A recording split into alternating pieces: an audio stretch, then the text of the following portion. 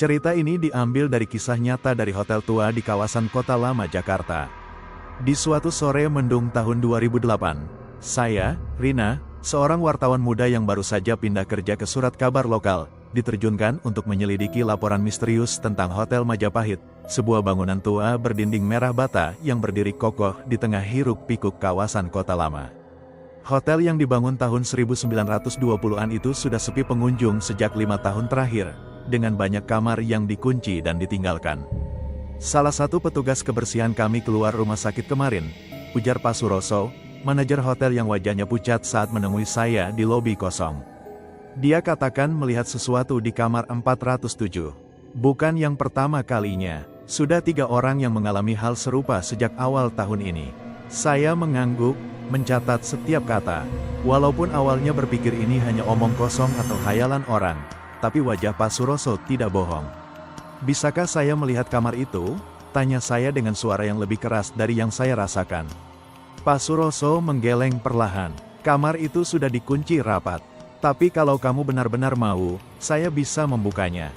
Tapi janjikan, kamu tidak akan menyalahkan saya jika terjadi sesuatu.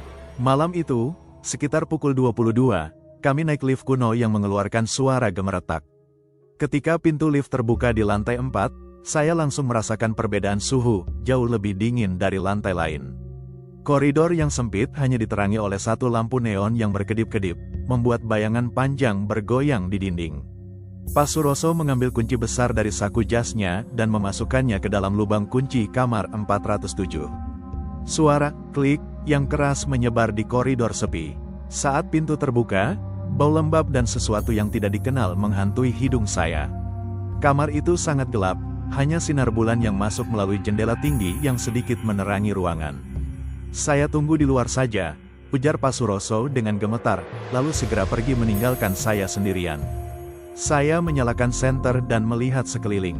Kamar itu terlihat seperti dibekukan dalam waktu, ranjang kayu tua masih ada dengan spray putih yang sudah menguning, meja rias dengan cermin yang berkerut, dan sebuah lemari kayu besar yang pintunya sedikit terbuka.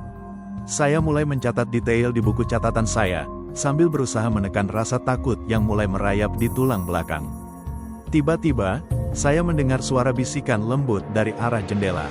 Suara itu terlalu lembut untuk dipahami apa yang dikatakan, tapi jelas berasal dari seseorang perempuan. Saya menoleh ke arah suara, tapi tidak melihat apa-apa selain tirai yang bergoyang perlahan padahal tidak ada angin yang masuk. Saya bergerak lebih dekat ke jendela, senter tetap menyala. Saat saya hendak menyentuh tirai, cermin di meja rias tiba-tiba memantulkan bayangan seorang perempuan mengenakan gaun putih tua, berdiri tepat di belakang saya. Saya terkejut dan berbalik cepat, tapi tidak ada orang di sana. Ketika saya kembali melihat cermin, perempuan itu masih ada. Wajahnya pucat dengan mata yang kosong, dan rambut panjangnya menyebar ke depan. Saya merasa tubuh saya membeku, tidak bisa bergerak. Suara bisikan itu kembali terdengar. Kali ini lebih jelas, kenapa kamu datang ke kamar saya? Saya mencoba berteriak tapi tidak ada suara yang keluar dari mulut. Perempuan di cermin perlahan mengangkat tangannya, seolah-olah mau menyentuh saya.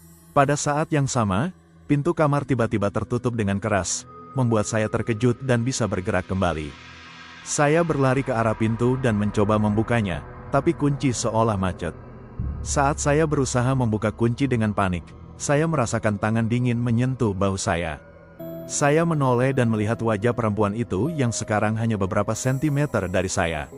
Mata kosongnya menatap saya dengan penuh kesedihan dan kemarahan. Dia mencuri dia dari saya, ujarnya dengan suara yang menusuk hati. Saya harus tetap di sini sampai dia kembali. Pada saat itu, pintu kamar tiba-tiba terbuka dengan sendirinya. Pak Suroso berdiri di luar dengan wajah penuh ketakutan, sedang menelepon polisi. Saya langsung berlari keluar dari kamar itu, tidak berani melihat ke belakang. Keesokan harinya, saya mulai menelusuri sejarah kamar 407. Dari arsip kantor pos dan surat kabar lama, saya menemukan bahwa pada tahun 1942, saat pendudukan Jepang, seorang perempuan bernama Kartini tinggal di kamar itu bersama sang kekasih, seorang pejuang kemerdekaan bernama Budi. Suatu malam, Budi diambil oleh pasukan pendudukan dan tidak pernah kembali. Kartini yang hamil kemudian ditemukan tak bernyawa di kamar itu beberapa hari kemudian, dikatakan dia menunggu Budi sampai akhir napasnya. Selama bertahun-tahun, banyak tamu yang melaporkan melihat perempuan mengenakan gaun putih di kamar 407, terutama pada malam hari di bulan puasa. Beberapa bahkan mengatakan mendengar suara tangisan dan bisikan yang menyebut nama Budi. Saya juga menemukan bahwa petugas kebersihan yang sakit kemarin adalah orang yang pertama kalinya membersihkan kamar itu setelah bertahun-tahun terkunci. Dia mengatakan melihat perempuan itu duduk di tepi ranjang, menatap ke arah jendela dengan wajah penuh harapan. Setelah cerita saya diterbitkan, Hotel Majapahit memutuskan untuk mengunci kamar 407 secara permanen dan tidak pernah membukanya lagi. Sampai sekarang, jika Anda lewat di koridor lantai 4 pada malam hari, masih bisa melihat bayangan perempuan mengenakan gaun putih yang berdiri di depan pintu kamar 407, seolah-olah masih menunggu sang kekasih yang tidak pernah datang kembali. Selain cerita kamar 407, ada juga cerita misteri mengenai hotel lainnya seperti cerita berikut ini yang kami angkat dari kisah nyata. Kisah ini tentang cerita koridor putih Hotel Majapahit. Malam itu udara Surabaya terasa lebih dingin dari biasanya. Kabut tipis menyelimuti jalan-jalan tua di sekitar Jalan Tunjungan, seperti ingin menyembunyikan rahasia yang telah lama terkubur. Aku berdiri di depan gerbang kemerahan Hotel Majapahit, pintu besar kayu yang sudah menguning akibat usia seolah sedang mengundang untuk memasuki dunia yang berbeda. Saya mau kamar untuk 1 malam, ucapku pada resepsionis yang sedang mengusap meja dengan kain bersih. Wanita itu mengangkat wajahnya, matanya sedikit membelalak sebelum ia tersenyum lembut. "Maaf Pak, kamar tertentu saja ya. Kamar di sisi timur seringkali lebih tenang," katanya dengan nada yang terdengar seperti ada yang tersembunyi. Aku hanya mengangguk dan menerima kunci kamar 305 tepat di atas kamar 33 yang aku dengar punya cerita sendiri. Setelah menyimpan barang di kamar, rasa penasaran membuatku memutuskan untuk menjelajahi hotel ini. Dinding koridor yang dibalut dengan wallpaper bergambar bunga mawar kuno terasa seperti bisa berbicara jika diberi kesempatan. Lantai kayu yang mengfacu suara kresek setiap kali kakinya menyentuhnya seolah menjadi irama untuk perjalanan malamku. Aku berhenti di depan kamar 33. Pintu kayu dengan ukiran anggrek itu terlihat lebih tua dari kamar lainnya. Dulu, disinilah Ruslan Abdul Ghani dan para pemuda Surabaya menghadang tentara Belanda yang ingin mengibarkan kembali bendera mereka setelah proklamasi. Aku menyentuh pintunya dengan lembut, dan tiba-tiba, aku merasakan getaran hangat yang mengalir dari ujung jariku ke seluruh tubuh. Suara bisikan lembut seperti dalam bahasa Belanda terdengar dari dalam, namun ketika aku mendekatkan telinga, hanya ada sunyi yang menyambut. "Sebaiknya Anda tidak berdiri terlalu lama di depan kamar itu, Pak." Suara dari belakang membuatku terkejut. Aku menoleh dan melihat seorang pria berusia lanjut dengan baju seragam staf hotel yang sudah pudar. "Saya Pak Sastro, sudah bekerja di sini sejak tahun 1970-an, katanya sambil menundukkan pandangannya ke kamar 33. Tempat ini menyimpan banyak kenangan, baik yang indah maupun yang menyakitkan. Kita berjalan bersama ke arah koridor belakang, tempat cahaya lampu lebih redup. Pak Sastro mulai bercerita sambil mengusap pelukan bajunya seolah merasakan dinginnya malam. Ketika hotel ini masih bernama Hotel Oranye, setiap malam hari Sabtu, koridor di lantai 2 selalu penuh dengan suara musik dan tawa. Mereka adalah keluarga dan pengusaha Belanda yang suka berpesta di sini. Kadang-kadang, bahkan sekarang, jika Anda lewat di koridor itu pada pukul 11 malam tepatnya, Anda akan melihat mereka. Aku menoleh ke arah koridor yang disebutkannya. Cahaya lampu yang biasanya redup tiba-tiba menjadi lebih terang, namun warnanya putih kebiruan yang aneh. Dan aku melihatnya, sekelompok orang berpakaian baju malam tahun 1920-an, pria dengan jas putih dan wanita dengan gaun panjang bergaya Art Deco. Mereka dansa dengan riang, suara biola dan klarinet terdengar lembut seperti dari jauh.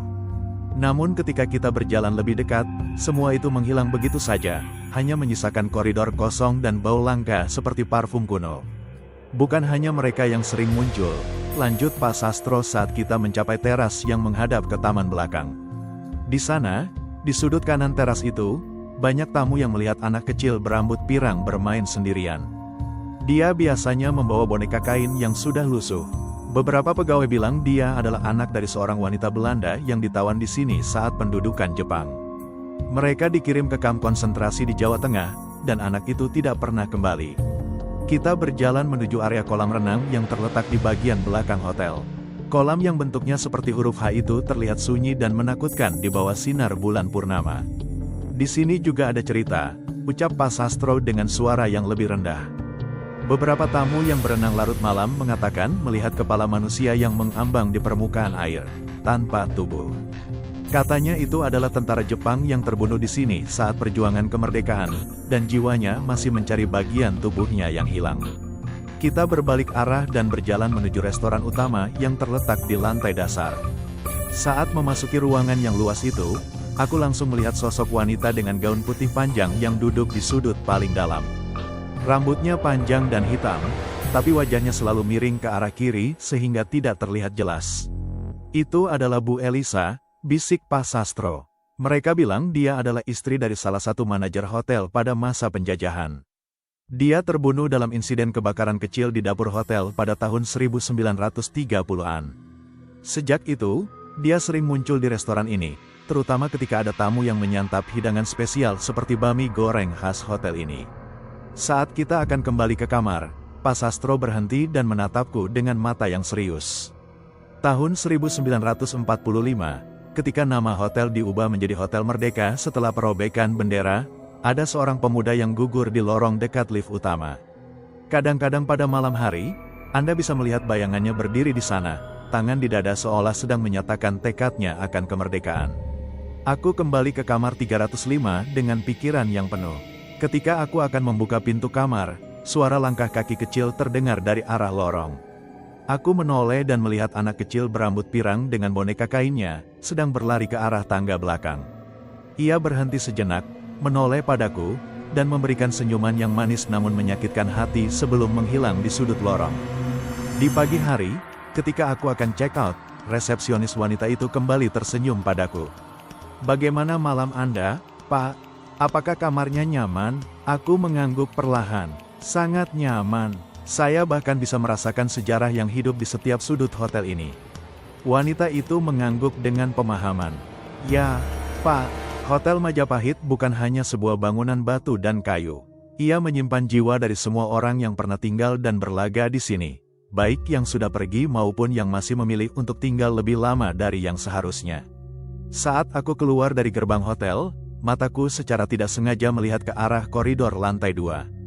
Dan di sana, di balik tirai kaca yang sedikit terbuka, aku melihat sosok wanita dengan gaun putih panjang berdiri dengan tenang, kepalanya sedikit miring ke kiri, seolah sedang mengirimkan pesan bahwa cerita-cerita dari masa lalu tidak akan pernah benar-benar hilang.